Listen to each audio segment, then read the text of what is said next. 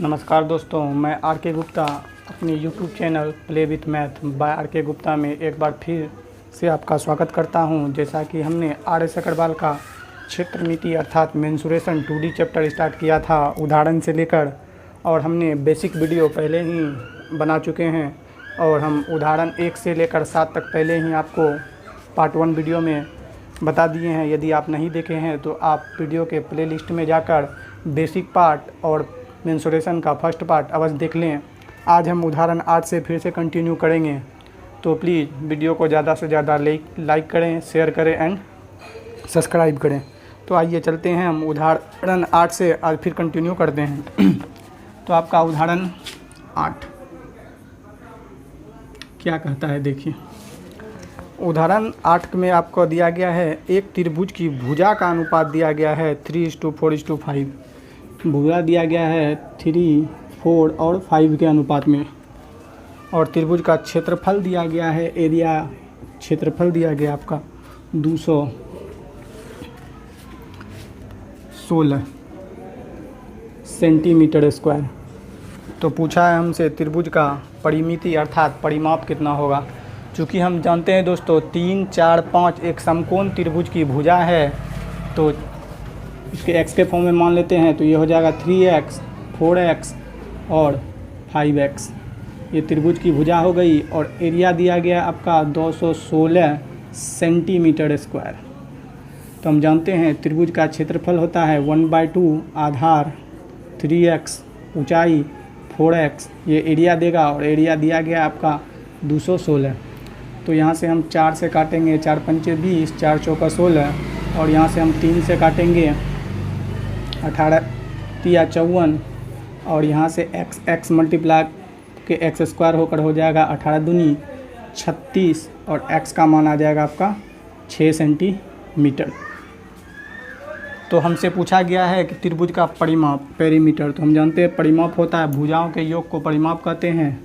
तो 3x plus 4x plus 5x ये सबको जोड़ देंगे तो हो जाएगा आपका 12x। चूँकि x का मान हमें ज्ञात कर चुके हैं 6, तो बढ़ के 72 सेंटीमीटर आ जाएगा त्रिभुज का परिमाप। यही आपका आंसर होगा। तो एक बार हम फिर से इस सवाल को समझते हैं। हमें त्रिभुज के भुजा का अनुपात दिया गया था और एरिया दिया गया था। तो हम यहाँ से जानते हैं समकोण त्रिभुज का क्षेत्रफल 1/2 आधार गुना ऊंचाई बराबर क्षेत्रफल। यहाँ से हमने x का मान निकाला, तो पेरीमीटर होता है भुजा के योग को क्या कहते हैं, परिमाप। तो भुजा हो गया 12x और x का मान 6 निकाल के धर दिए, तो बढ़ के 72 सेंटीमीटर आ गया आपका परिमाप त्रिभुज का। चलिए उदाहरण 8 हम समझ चुके हैं। उदाहरण 9 देखते हैं। कहा है दो त्रिभुजों के क्षेत्रफल का अनुपात।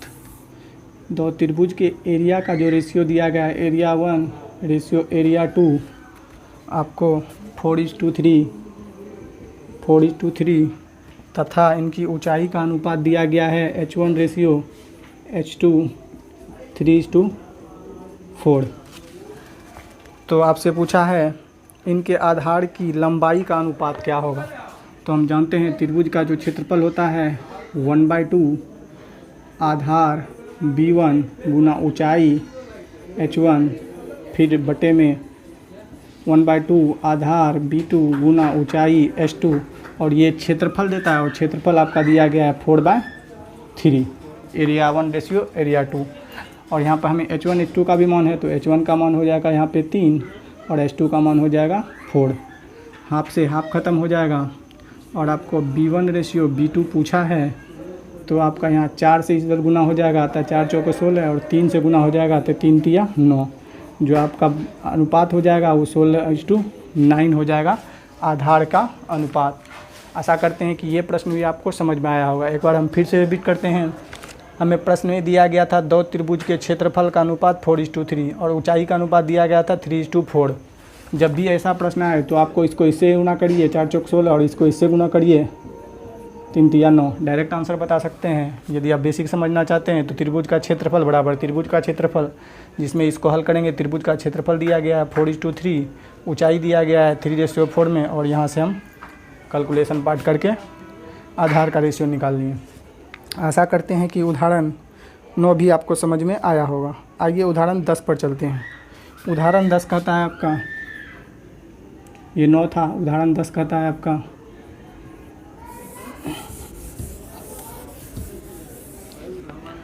उदाहरण 10 कह रहा है एक समकोण त्रिभुज का आधार 12 सेंटीमीटर तथा कर्ण 13 सेंटीमीटर है तो त्रिभुज का क्षेत्रफल। एक समकोण त्रिभुज है जिसका एक कोण 90 डिग्री का होता है, जिसमें आपको कर्ण दिया गया है 13 सेंटीमीटर और आपका आधार दिया गया है 12 सेंटीमीटर। चूँकि हम जानते हैं समकोण त्रिभुज है तो 5, 12, 13 का एक ट्रिपलेट लिखाए थे तो ये हो जाएगा आपका 5 सेंटीमीटर। क्षेत्रफल पूछा है तो क्षेत्रफल हो जाएगा 1/2, आधार 12 और ऊंचाई कितना है 5। इसको 6 बार में काटेंगे, 6 पंचे 30 सेंटीमीटर स्क्वायर हो जाएगा समकोण त्रिभुज का क्षेत्रफल। क्योंकि हमको ये और ये दिया गया था और हम जानते हैं 5, 12, 13 का ट्रिपलेट होता है समकोण त्रिभुज में, तो यहाँ से हमने क्षेत्रफल ज्ञात कर लिया। यदि ट्रिपलेट नहीं याद है तो पाइथागोरस से ये आप ज्ञात कर सकते हैं।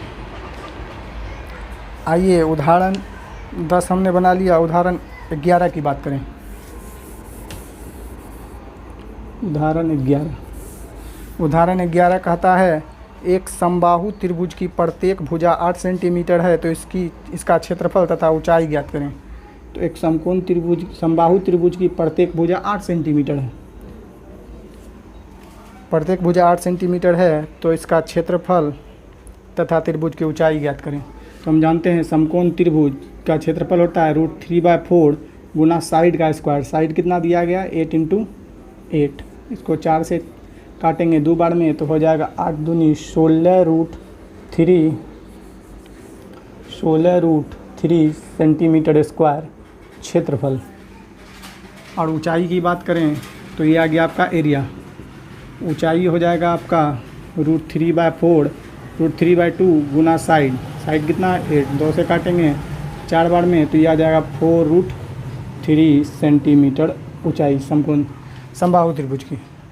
दिया गया था समबाहु त्रिभुज की प्रत्येक भुजा 8 सेंटीमीटर है तो इसका क्षेत्रफल बताइए। तो क्षेत्रफल होता है √3/4 साइड इंटू साइड, तो क्षेत्रफल साइड का धर दिए, साइड इंटू साइड क्षेत्रफल आ गया। ऊंचाई √3/4 गुना साइड होता है तो इससे हम ऊंचाई ज्ञात कर लिए। आशा करते हैं कि आपको समझ में आया। यदि आपको फार्मूला नहीं याद है तो आपको पार्ट 1 में बेसिक वीडियो बताया गया है, फार्मूला कहाँ से आया, 4 कहाँ से ऊंचाई आया, ये पार्ट अवश्य देखें। आइए उदाहरण 11 भी हमने देख लिया, उदाहरण 12 की बात करें।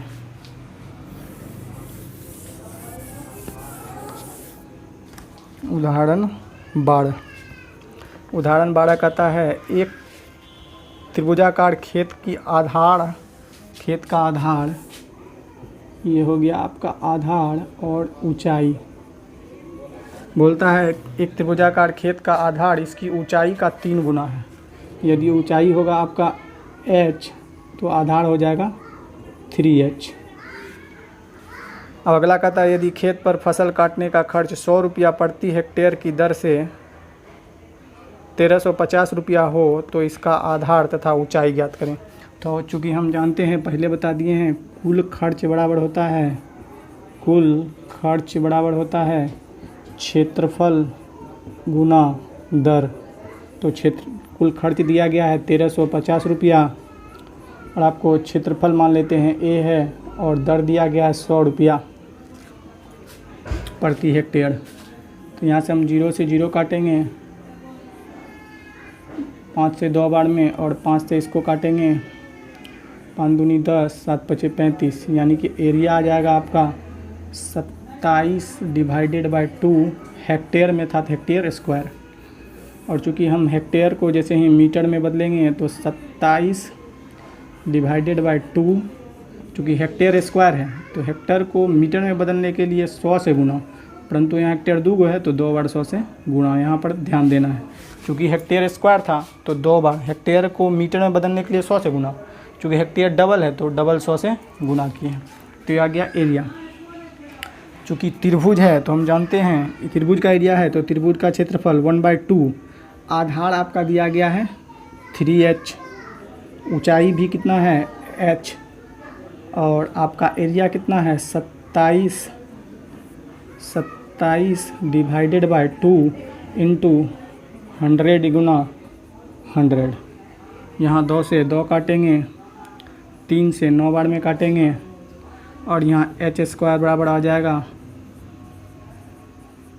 इतना।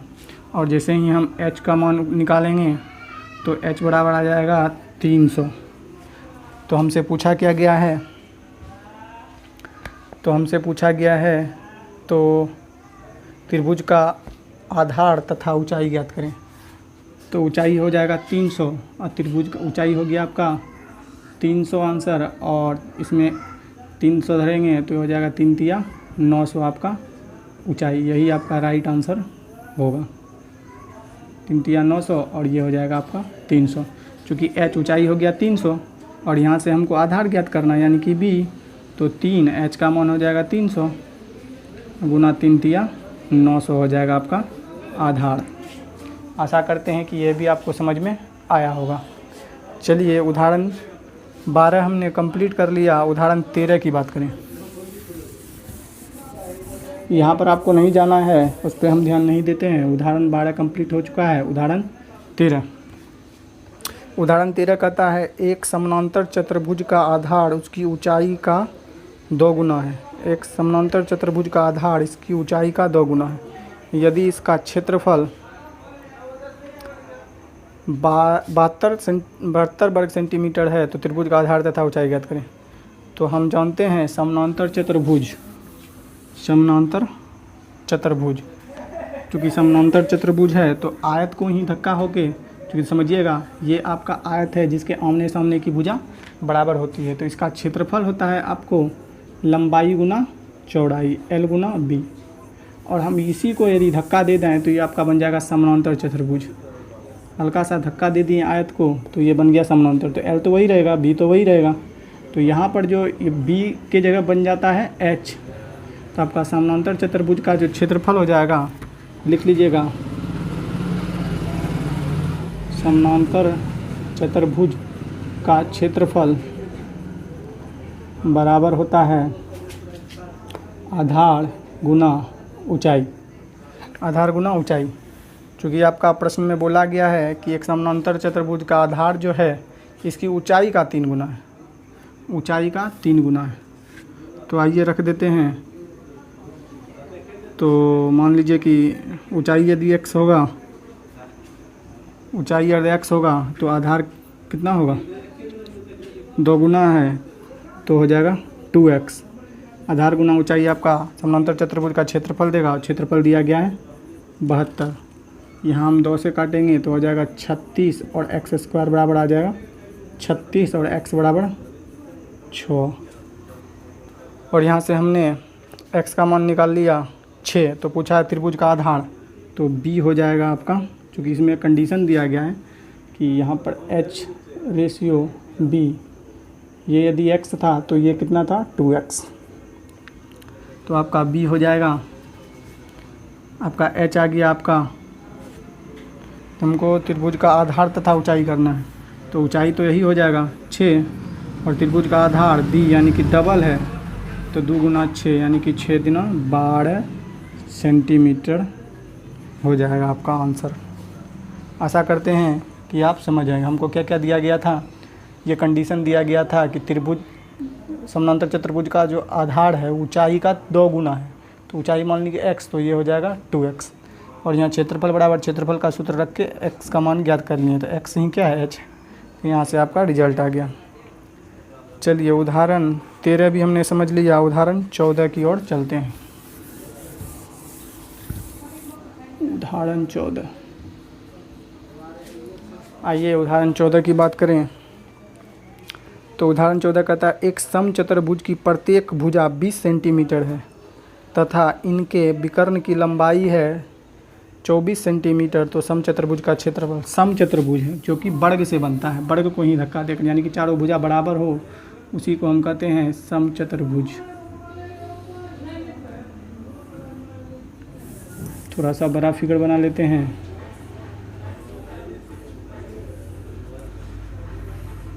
ये आपका समचतुर्भुज है, क्योंकि सभी भुजा बराबर है। और जानते हैं समचतुर्भुज के विकर्ण एक दूसरे को 90 डिग्री पर बाइसेक्ट करते हैं।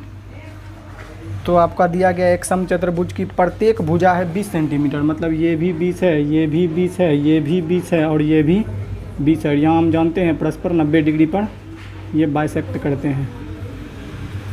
उसके बाद बोला है जिसके एक विकर्ण की लंबाई दिया गया, मान लीजिए एक विकर्ण यहाँ से यहाँ तक दिया गया आपका 24। जानते हैं ये विकर्ण जो है एक दूसरे को समद्विभाजित करते हैं। यदि ये x होगा तो ये भी x होगा। तो यहाँ से यहाँ तक दिया गया आपका 24 सेंटीमीटर, यहाँ से यहाँ, इसको मान लेते हैं a, इसको b, इसको c, इसको d। तो d से लेकर b तक का मान लीजिए 24 सेंटीमीटर दिया गया है, तो ये हो जाएगा 12 और ये भी हो जाएगा 12। 12 तो हम जानते हैं 90 डिग्री की सामने की भुजा कर्ण कहलाती है। तो हम देखेंगे 3 4 5 का पेयर बन रहा है, तो यहाँ पर हो जाएगा, चूँकि हम जानते हैं 3 4 5 एक ट्रिपलेट बनता है, चूँकि समकोण त्रिभुज है तो ट्रिपलेट बनता है। तो 5 का यहाँ कितना गुना हुआ जो 20 हुआ 4, और 3 का कितना गुना हुआ, तो इस ये भी 4 गुना हुआ है, 4 गुना, तो ये भी 4 गुना हो जाएगा, तो ये हो जाएगा 16। तो चूँकि ये दोनों बराबर होगा तो ये भी हो जाएगा 16। तो हम जानते हैं कि दोनों विकर्ण ज्ञात हो गया। तो आपका समचतुर्भुज का जो क्षेत्रफल होता है लिख लीजिएगा, समचतुर्भुज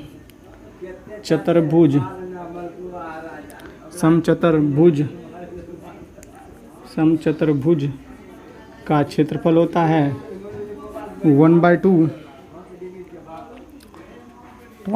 पहला विकर्ण गुना दूसरा विकर्ण, 1/2 d1 गुना d2, यानी पहला विकर्ण गुना दूसरा विकर्ण। तो ये 1/2 पहला विकर्ण दिया गया था यहाँ से यहाँ तक 12 12 24, और ये हमने ज्ञात किया 16 16 32। यहाँ हम 2 से काटेंगे इसको 12 बार में, और जैसे ही हम मल्टीप्लाई करेंगे तो 12 दूनी 24 का 4, बाकी बचा 2, 12 दूनी 36 2 38। यही आपका राइट आंसर होगा।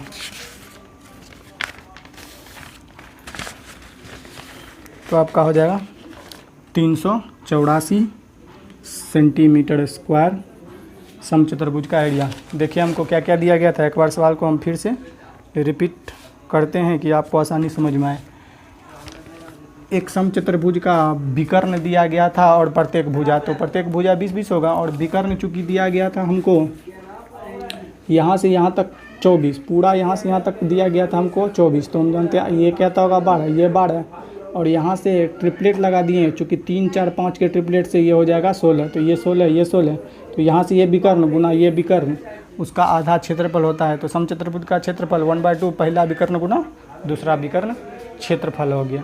आशा करते हैं कि आपको ये प्रश्न भी समझ में आया होगा। आइए उदाहरण 15 की बात करें हम।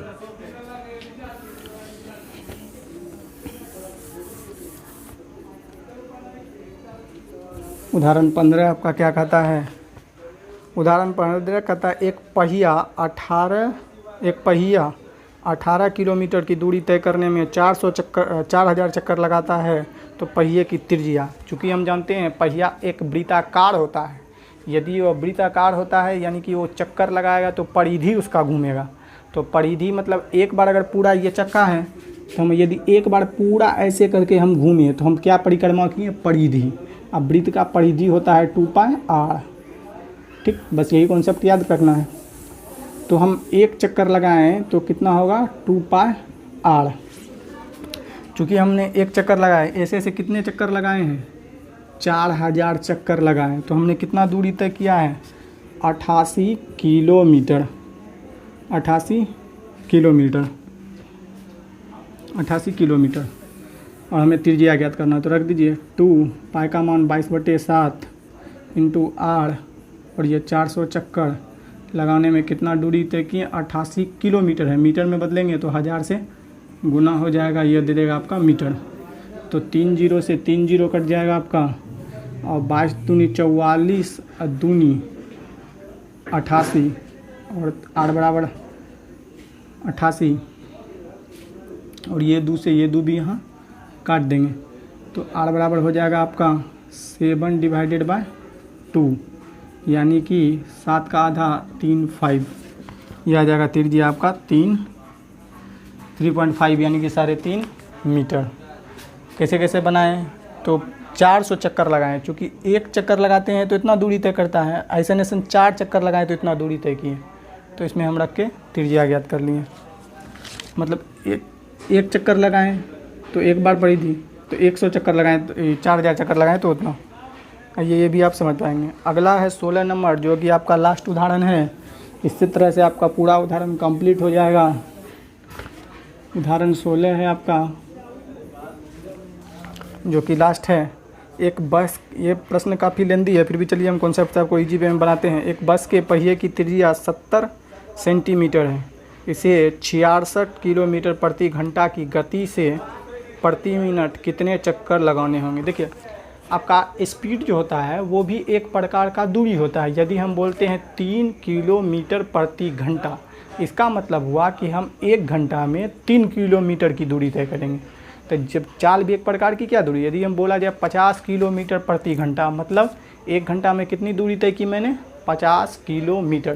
तो याद रखेंगे, चाल भी एक प्रकार की प्रति घंटा में की गई दूरी होती है। चाल क्या होता है, प्रति इकाई समय में तय की गई दूरी, प्रति घंटा प्रति मिनट। तो आइए देखते हैं। तो बोलता है एक बस की पहिए की त्रिज्या दिया गया 37 सेंटीमीटर, इसे 46 किलोमीटर प्रति घंटा गति से कितने मिनट प्रति चक्कर लगाने होंगे।